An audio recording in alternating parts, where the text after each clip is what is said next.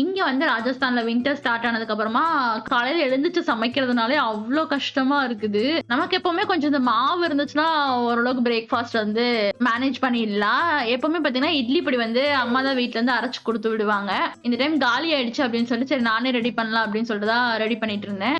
இட்லி பொடி வந்து gram measurement நான் கீழ கமெண்ட் பாக்ஸ்ல உங்களுக்கு குடுக்குறேன். கப்ல மெஷர் பண்ணி போடுற மாரி இருந்துச்சுன்னா, எவ்வளோ போடணுன்றத நான் உங்களுக்கு சொல்றேன். 1/2 கப் கடலைப்பருப்பு சேர்த்துட்டு, இத வந்து லைட்டா வறுத்து விட்டுருங்க. அடுப்பு வந்து மீடியம் ஃப்ளேம்லயே வச்சுக்கோங்க. அதுக்கப்புறமா 1/2 கப் உளுந்து சேர்த்துக்கோங்க. நான் வந்து எனக்கு கருப்பு உளுந்து எடுத்துருக்கனால, லைட்டா கொஞ்சமா அதுல வெள்ள உளுந்து சேர்த்துக்கிறேன். அப்பதான் இது வறுத்ததுக்கு அப்புறமா நல்லா வறுபட்டுருக்குதா இல்லையான்னு சொல்லி தெரியும். அடுத்தது ஒரு 1/4 கப் அளவுக்கு பொட்டுக்கல்லைய சேர்த்துட்டு நல்லா வந்து வறுத்து விட்டுருங்க.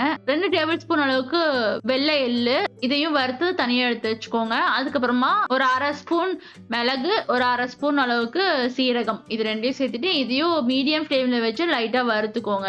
காஞ்ச மிளகா காரத்துக்கு ஏத்த மாதிரி சேர்த்துக்கோங்க. நான் வந்து ஒரு 8 காஞ்ச மிளகா சேர்த்துக்கிறேன். உங்களுக்கு காரம் ஜாஸ்தியா வேணும்னா இன்னும் கொஞ்சம் கூட எக்ஸ்ட்ரா சேர்த்துக்கோங்க.